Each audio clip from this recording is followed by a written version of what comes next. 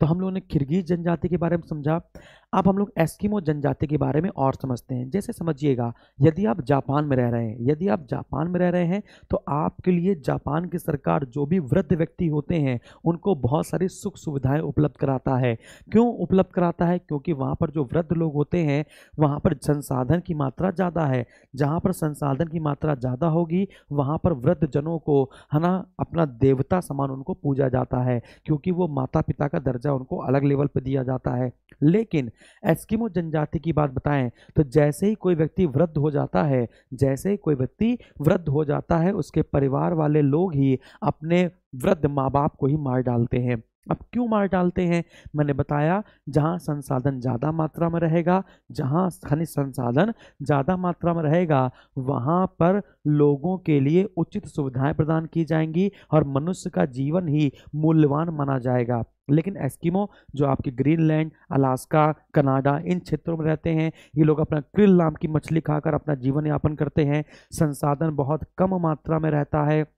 तो संसाधन कम मात्रा में रहता है, समझिएगा, संसाधन कम मात्रा में रहता है तो जो बच्चे पैदा हुए हैं यदि उनको भोजन नहीं मिलेगा तो वो मर जाएंगे। अरे हाँ कि ना? जैसे माँ बाप है, उनका बेटा पैदा हुआ, तब उनके बेटे की शादी होती है तो उस बेटे का पालन पोषण कैसे होगा, उसके पोते का पालन पोषण कैसे होगा? तो उसका पालन पोषण करने के लिए खाद्य सामग्री कम होती है। तो ये लोग जो बूढ़े माँ बाप हैं वो आत्महत्या कर लेते हैं, और आत्महत्या करके ताकि जो उनका पोता पोती है वो अच्छे से खाना खा पाए। बात समझ आ रही है? तो जलवायु के हिसाब से ही सारे नियम बनते हैं, ये मैंने आपको बता दिया है। कि जैसे मान के चलिए, अगर आप ऐसे स्थान पर पैदा हो गए जहाँ पर कृषि नहीं होती है, सिंपल सी बात है, आप नॉन वेजिटेरियन बन जाएंगे। लेकिन आप ऐसे स्थान पर पैदा हो गए जहाँ पर आपका कृषि होती है तो आप वेजिटेरियन ही रहेंगे, तब नॉन वेजिटेरियन बनना पाप है।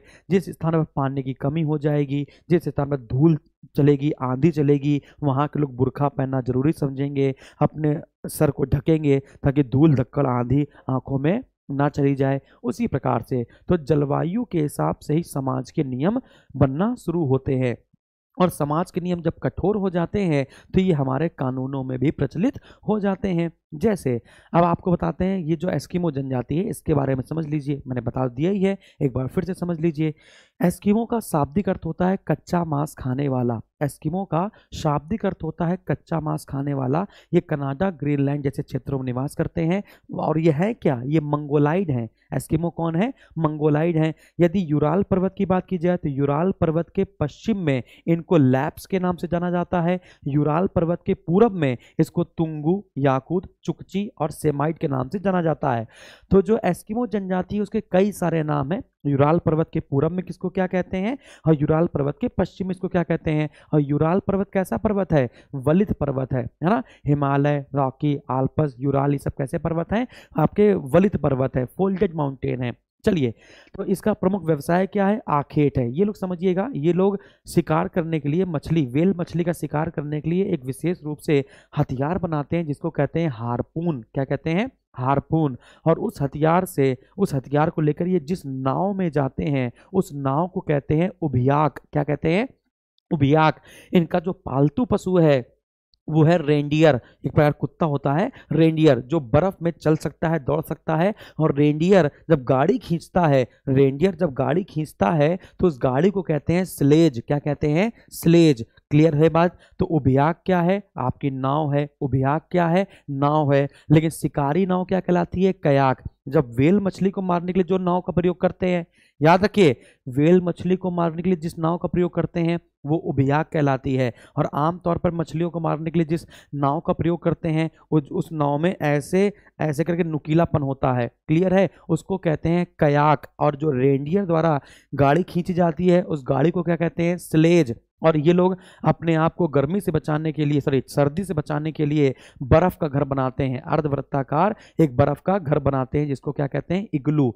इनकी दो शिकार विधि है। यदि एक, यदि हथियार में एक छेद बनाया गया है, यदि समझिएगा, जैसे मान चलिए अगर ये ऐसा है, यदि हथियार ऐसा है, ऐसा ऐसा अगर हथियार है, दो पार्ट में बटा हुआ है, तो कहते हैं कि इतुआ आरपोक, ये शिकार विधि कहलाती है। यदि एक ही हथियार है तो इसे माउपोक, यानी माउपोक और इतिवार पोक जो है वो शिकार करने की विधि है, किसकी?